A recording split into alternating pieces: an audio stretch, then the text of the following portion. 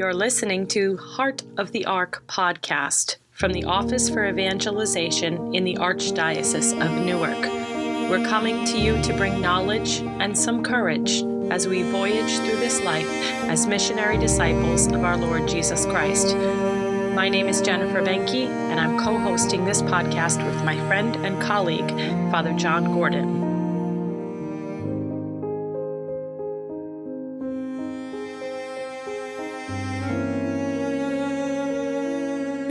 And welcome to the Heart of the Ark podcast. My name is Jennifer Benke. I am the Associate Director of the Office for Evangelization at the Archdiocese of Newark. And I am here with my very good friend, listeners, who you've heard me say in the bump for all of our previous episodes. At the end, I talk about my wonderful friend, Eric Hunter. So here he is in order to Hello, everybody. Hello, Eric. Hi, Jen. I'm so happy to be here. Love that you're here and joining us today. So you are here because, as I briefly mentioned off air, that I'd like to continue the 20-year-long or so conversation that we've been having about art and music and inspiration and touching the divine as an artist. So you're a pianist, you're a composer, you're a dad, you're a well put together human being that I am blessed to call a friend. Tell me a little bit more about yourself as well. And you're married to a beautiful woman, Masha. Yes, I'm married. I have two kids that are 8 and 5.5, and they're probably my greatest accomplishment so far.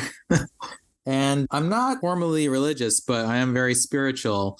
And so we've had this ongoing conversation about spirituality and music throughout our long friendship. And music is a very spiritual realm for me. So, yeah, there's lots to talk about there. I don't know, where do you want to begin? For our listeners, we can begin with the meditation because it begins and ends every one of our episodes. And it's really just a little snippet of the beginning of it. And I use the very end of the ending of it. When this time last year, basically, it was about this time last year, I called you up after, not talking to you for, like we do, we fall into an immediate deep conversation. And I said, look, I'm doing this new thing and I need someone who's going to be the right voice for this. And I had written an executive summary that, the powers that be needed to see so that they knew what I was doing here before I launched the podcast. And I had written a narrative for my boss because he is a priest and he thinks in more of a liturgical narrative sense. And then I had written a poem for me. And I said, which of those would help you? And you said, well, send me the poem. So how do we, we can talk about the meditation, but we could talk about the ways we communicate as artists. Yeah. Yeah. So I remember I was asking you, okay, what are you looking for? And you told me what you were doing with the podcast. And you said something to the effect, I want some kind of music that's like evocative of spirituality, but not cliche, and like not too churchy in a cliched way, something like that. And I was like, oh, that's very interesting. Because that's basically my favorite type of music that you're talking about. And also very challenging for me because up to that point, I hadn't really tried. And so I hadn't felt I succeeded in writing something like that. And I'm a classical musician. I'm a classical pianist. So I've played hours and hours of classical music over the years, but I feel that music that falls into this kind of spiritual category is actually a pretty small fraction of all the music that I've played, and it holds a special place for me. So to try and write something like that was, that was a kind of big challenge for me. So I thought about that. I thought about some of my models, and I thought about the format because, just being intro and exit music for a podcast didn't give me a lot of time. And although I did write a piece that I was pretty happy with as a piece of music, I'm not sure how well I succeeded at confining it to the constraints of the short amount of time we have. By the way, if anybody's interested in listening to the full track, it's on Spotify and Apple Music and YouTube, all those streaming services. We'll put all the links in the show notes for people. So I don't know, you want me to go into a bit about the creative process about that, or? I said there's 2,000 years of Catholic music, but I want it to be organ or choral music. So, right. And but it also needs to sound. It needs to stand up to that 2,000 years. So right. And going back in the day, Jen and I used to sing in choirs together. We used to sing religious music together. But I think we decided against using vocal music for this. And I think you said piano and maybe one other instrument or something like that. Yep. Is what we were thinking. So I was also thinking along those lines. And eventually I decided, it's really not a lot of time we have to work with. I'm just going to write a whole bunch of piano preludes, which is something I haven't exactly done before, and then we can just choose from among those whatever seems most appropriate. So I thought about it for a while. I was actually going on vacation with my family at that time, didn't have access to an instrument, and so I came back after turning things over in my head, and I started improvising at the piano. And I was just trying out different ideas. And I had some stuff. I was like, okay, I kind of see what direction this is going in. And then basically on my fourth improvisation, I got something that felt like a whole piece. And that was the meditation, but it wasn't complete yet. So I was like, oh, that might be it, actually. And I had recorded it, and I sent the recording to you, and you liked it. So I was like, okay, let me tidy this up for you a little bit, because it was just a very rough first take. And I started making a written score of it and doing some little edits. And as I did that, I realized, wait, this is missing kind of an important part, which is an actual melody. This is just the accompaniment, although it didn't feel that way at the time when I first improvised it. So as soon as I started thinking about what kind of instrument could take the melody, immediately I just thought of cello, which was also interesting for me because I hadn't written for anything for solo cello at that point. And so I was like, okay, let me come up with a melody on the cello. And funnily enough, I don't play cello, although I did used to play violin. And I actually figured out the cello part riding the subway, commuting to my students for teaching. I just printed out the piano part, the accompaniment with some empty spaces for the melodic line, just kind of filled it in, like filling the dot. And that was it pretty much. And then I recorded it in Logic on my computer, and I sent that over to you, Jen, and that was it. I remember receiving the first, I think it was a voice memo of the first improv, and you were like, I think this is the one. And I was listening to it going like, this is so beautiful, and it's a complete piece of music. And when you texted me back, you're like, but it's missing a melody. And I'm like, what? That sounds awesome to me. And then you add cello, and I'm thinking, from my point of view, there are pieces of music in different liturgies, not just in, if I think about my experience, like you said, we've performed classical major works of choir, right? Like, so Requiem masses and big works like that. But you and I have also done some performance in a smaller setting, the two of us, and worked through some of those Mettner pieces of that have spirituality as a large part of them. Or we've worked in these idioms. We even did a whole recital, Sacred in a Way, that was a little bit more German romantic sacred music. Let's in that way. So we both work in these languages, let's say. And I hadn't really thought about like what would be the instrument that would go with piano. And then I start to think about, well, what is a cello voice? That's kind of a high baritone sound of an instrument. And, that's where the church, the priests of the church chanting, that's where their voices live, if you're going to put it. So when you said, oh, it's going to be a cello, I'm thinking, that's interesting because, I've worked in other religious musics. I sing for a Jewish temple for high holidays, and there's parts of the Jewish liturgy that are played on solo cello because it has this sort of male voice. Mm-hmm. And it stands up in a place. And I was like, that's really interesting because in a way it's kind of the priest at the altar is a solo cello. Yeah.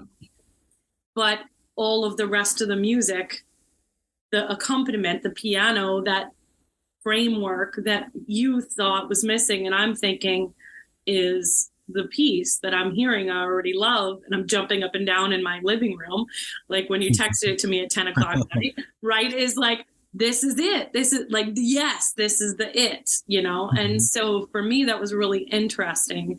And then when it all came together, it just had this movement, and there's it goes in the cello. I don't know if I've heard a piece where it gave the cello so much dynamism. It Mm-hmm. a lot of different, and it moves through the whole voicing of the instrument. So it was really interesting to me that from your point of view that you chose that as the voice. And I think this is the first time I'm even telling you this, right? So. Oh yeah, totally. Yeah, it's interesting. The cello is such an evocative instrument that it's one of those instruments, when you use it as a composer, it almost feels like cheating. Because it's just instantly emotional, and composers love to use the cello, and perhaps that's why I kind of avoided it up till now. And then when I realized I had a good chance to actually use it in the right setting, I was very excited about that. It's interesting what you say about the register and its relationship to the male religious authority. I think there's something to that. And I also think one of the things that's unique about the cello is it has a very large register, so it can dip deep into the bass, which I didn't really take that much advantage of. And it can also get quite high, even into like a violin register. So I think one of the things that makes it a powerful instrument is there's this human core to the sound, and then it kind of expands that beyond the range of what any one person can normally sing. So it's like our humanity expanded. Yeah. Okay. So we talked about like the mechanics of composing this particular piece, but like, I know that you've performed this now as a solo pianist, and you write that cello line in the right hand. Yeah. Right. So, but you mentioned to me that the piece, now reflecting back on it, is kind of now changing the way you're thinking about your compositional voice. Is that true? Is it where? Oh yeah. I mean, it's definitely a milestone for me, and I have no idea where I'm going to go from here. I mean, evolutionarily for me, I still consider myself pretty early on in my compositional journey, in terms of like my mastery of materials that I've studied. So this is the first time I felt I was successful at doing something kind of late romantic like Rachmaninoff, which is what it's very reminiscent of. But the process was very interesting. And I wanted to loop back to something you said earlier, where when we listened to the first improvisation, the first version, it seemed complete in its own way.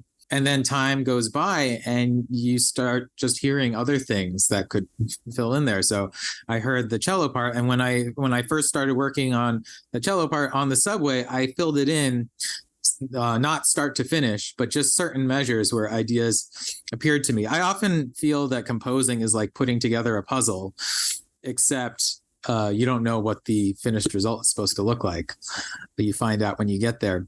So I filled in gaps with the cello part, and I got most of it on the first try, but there were a couple measures I left blank because I wasn't sure.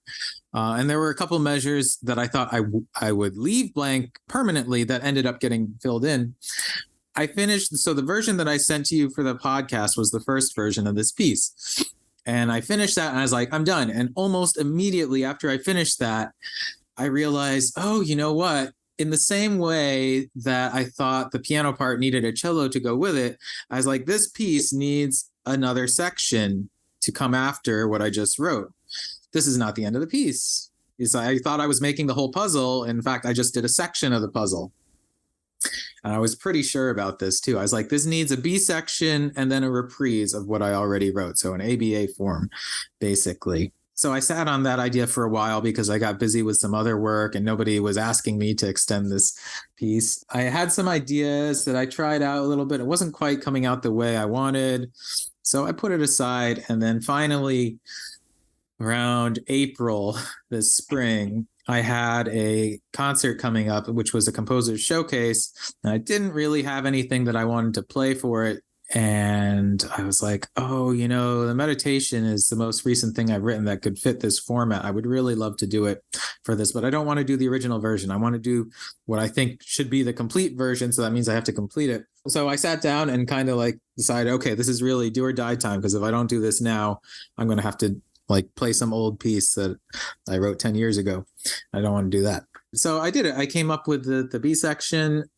After months of kind of not being happy with the ideas I had about it, it finally came out the way I had envisioned originally. And as often happens with this sort of thing, it's kind of a very spiritual process for me because, like I said, I don't know what it's going to be in the end when I start. And sometimes the result is much bigger than me and bigger than I feel capable of personally doing. And that was the case here. So I'm kind of getting shivers just thinking about it because I don't really take responsibility for this at all. I know that I'm the vessel or whatever the music came through, but I don't feel like I can just sit down and make myself write something like this just because I want to. There's some external force definitely that's responsible for a major part of it. Because once I finally finished it and I did see the complete picture, I was like, oh my God, this is, and again, not to pat my own back because I don't feel responsible for this, but I was quite happy with the original short version. And then the extended version that I ended up with really took me on a much greater journey. And I think takes the listener on a greater journey where, it mirrors life and that we grow and we expand and we go on adventures and come back hopefully having learned something. And I was like, yeah, I only had the slightest inkling that this is what I wanted to do, but what came out is much greater than that. So yeah, it does feel like a milestone for me compositionally, and I hope I can build on that in future works. I haven't made a recording of the new fuller version with cello yet, but I did end up condensing that all down into a solo piano arrangement because, like I said, I needed something to play for this composer's showcase. So I performed that. It was recorded, and the video of that is on my YouTube channel. Yes, and I've watched it at least 10 times. You've got many more fans out there, but you still have number one Jen fan. Something that you said, though, in that there's this journey that you go on as a artist, and that is that kernel of that is the conversation, like I mentioned, that we've been having for 20 years, right? That, from my personal experience as a person of faith, I would look at that and say, of course you do, because you're not the same person that you were last summer, that you are this April, or that you are this July, right? You have evolved, you've had more experiences, you have another year of being a married man and a father and an artist and a composer and a teacher and all the things that you do. So of course you're going to change. And so that's the way that we look at the world as artists is that we're never a finished product. Absolutely. We're always constantly reevaluating who we are and how we interact with the world, and how we continue to voice that open-heartedness of the world, because the world wants to beat us down. The rest of the world wants us to close up. And so, as artists, we've had to figure out a way to survive in an open-hearted way. And for me, my strength comes from my faith in a very deep way, because that constantly calls me to this open-hearted living. But, you express it through different ways, but we come up with conversations that we can continue, even though we don't always see things from the same background. And that, to me, is really life-giving as a friendship, as an artistic partnership, because I don't want everybody to always see things from my perspective. But we've always been able to have this. I'm confident that you respect me, even if you don't always agree with where I'm coming from. And Yeah. I think that's an important part of living in the world as people, of faith, but also as people, as good men of goodwill, right? That we're called to do that. Mm-hmm. And actually, I'm going to slightly challenge you on something you just said, which is that the world wants to beat us down. Because personally, I mean, although it certainly feels that way sometimes, I'm not saying that I haven't had my own challenges that way, but my personal belief is that the world gives us the challenges that we need to grow as individuals. And I believe that the universe is on our side, and it may not feel like it sometimes, but I've always kind of lived by the belief that the universe wants to challenge me so that I can grow, but that it's not going to give me a greater challenge than I'm equipped to handle at this time. And I feel this has been borne out in my life experience by the fact that now that I'm reaching middle age, my challenges are vastly more complex and require all the experience that I've gained up to this point in order to be able to handle. I certainly wouldn't be able to handle challenges like this 10, 20 years ago. I try to just keep in mind this idea of a supportive world, a supportive universe, and that these challenges are just here to make me a better person. Yeah. That's how I've approached it. Man, you sound like, a person of faith too. Yeah. Oh yeah, I am. I did ask you to read the statement that Pope Francis has just addressed to 200 artists. Now, again, visual artists, but he spoke to 200 visual artists last month about finding ways to use their art to challenge and to capture the beauty of the world and to really be authentic. I think that's the message of authenticity comes through in what he's saying. And I apologize. I'm in my office. So for you and for listeners, I'm trying to keep it quiet, but there is a conversation happening in the background, which I will do my best to edit out. Oh, it's okay. I can't hear it actually. Okay.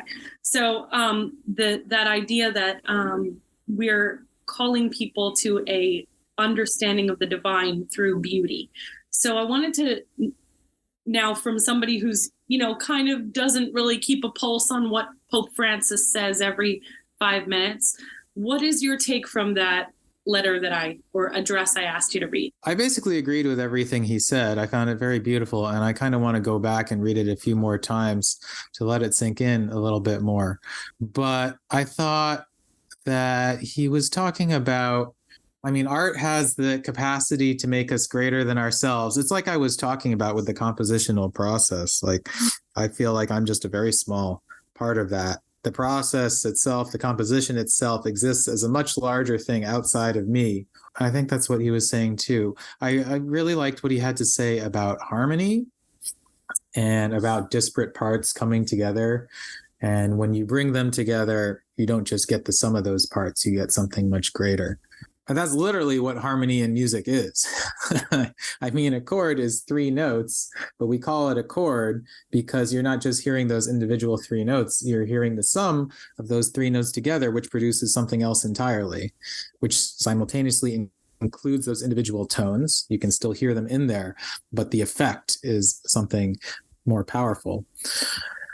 He talks about how an artist has a kind of childlike perspective on the world, which I also found very beautiful. We have to, the one reason I like artists and creating art and the whole, everything to do with it, is that it forces us to do things that we don't want to do as human beings. As human beings, first and foremost, we want to feel safe. I think that's just a biological imperative. And so we tend to be risk averse. But you can't be risk averse as an artist. You have to force yourself to try new things. You have to force yourself to grow, and you have to force yourself to be uncomfortable. And I feel like I'm starting to ramble a little bit now, but going back to what he said about having that childlike outlook, children don't know what they're afraid of a lot of times because they haven't experienced it yet. Right. They're experimenting, and they will fearlessly make mistakes and sometimes hurt themselves and learn in the process. But artists have to do that too. And I believe anybody who's able to take that sort of attitude towards life, I mean, within reason, of course, but just not to be afraid to try new things and stretch a little bit. That's what really opens you up to receiving the spirit of the world. Right. And I think that's going back to what I said before about how the world tries to beat you down. I think that's what I sort of meant in terms of like, it's easier to be safe. You know, that's an easier path, but that's not the path of the artist, but it's also not the path of the disciple, right? It's not the path of the person who is going out into the world looking to not only transform the world in some way, but also to experience and give voice to the transformation in themselves. And I think that's really what I wanted to, get at with our conversation, is that like, we're okay with being uncomfortable as artists. We have to be, and wherever we are on that journey of becoming is really the most important part of living open-heartedly, or living an artistic life, or living the life of faith, or is really just being in that open space. And speaking of that open space, I think one thing that we're forced to do as artists is to examine things that might not be appealing to us. It's interesting. Being a creator is, in some ways, is a very selfish thing. And we tend to always look at things in terms of raw materials, like, can I use this for my next artistic creation? And we'll just pull from anywhere, because you never know where inspiration is going to come from. And sometimes we get a little too obsessed with success and standing out from the crowd.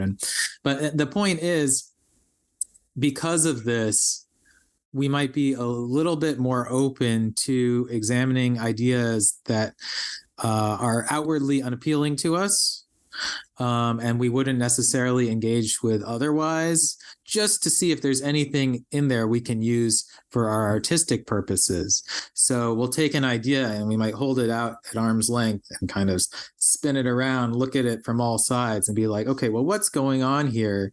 Is there anything in here that I can relate to? Is there anything in here I can even understand and hopefully grow from as a person? Just enlarge my perspective. And I think that's something that all people can benefit from doing more, which is why I think everybody should study art of one type or another. But even outside of that, just this ability to engage with even potentially threatening ideas and just withhold judgment for a little bit until you have a chance to maybe try to see a little bit beyond the surface. This is something, like I said, we talk about art, we talk about our kids, we talk about families, but because in the context of this podcast, I have conversations with people. And one of the things that in the church right now, we're in the process of is this synodal journey. I don't know if you know about this, but Pope Francis has asked the entire church to have conversations about what the Holy Spirit is asking of us right now, and go out and have conversations with everyone inside the church, outside the church, every walk of life, every country, every culture, just what is the Holy Spirit asking of the world in 2023? And what you just gave voice to about looking at things from a perspective of non-judgment and engaging with ideas that you may not feel called to or feel connected to, but looking at the ways in which those things or the people having those experiences can change your outlook so as to either accompany them on their journey or to better help them find a way back to discipleship, a mindset, an openness of heart. That's really what I see this synodal journey as, is really thinking about the ways in which we can continue to ask people to be open-hearted in a world that seems less interested in keeping people in that space. And that's, Yeah, absolutely. from a standpoint of an artist, looking at things without judgment and engaging with ideas that you're not necessarily connected to informs you, because you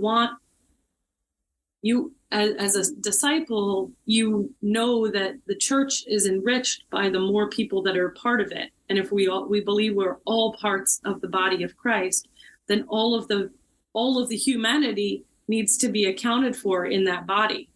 Nobody is separated.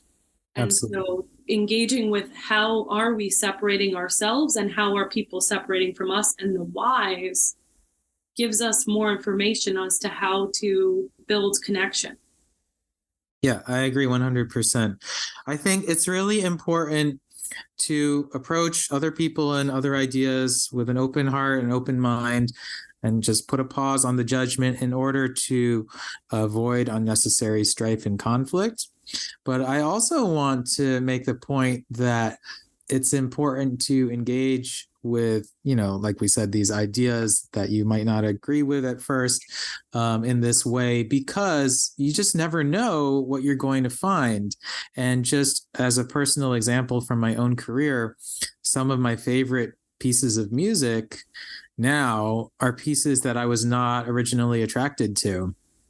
And I think it's very funny, because this has happened a number of times. Some of my most favorite pieces that have become part of my spiritual core at this point, they're deep within my heart.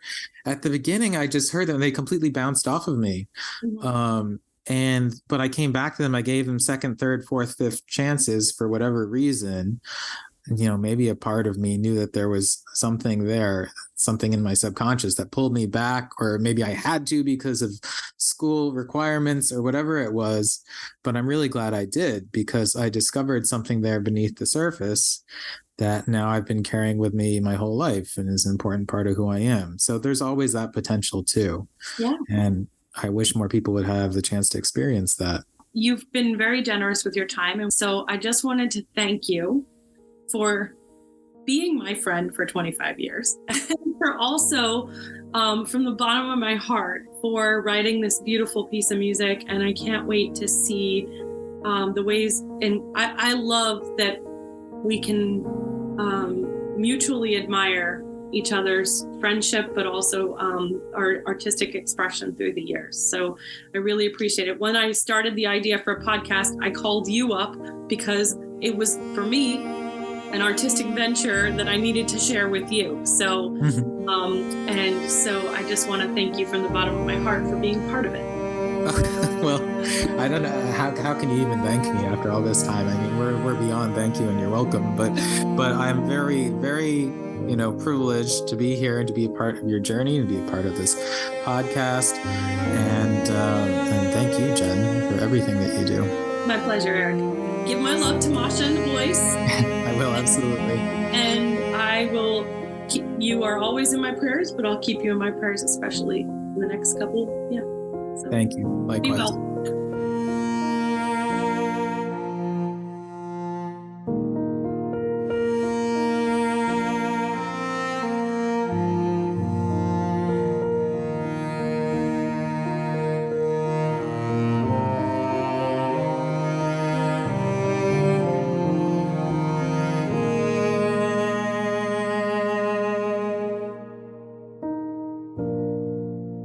Heart of the Ark podcast is an initiative by the Office for Evangelization at the Archdiocese of Newark.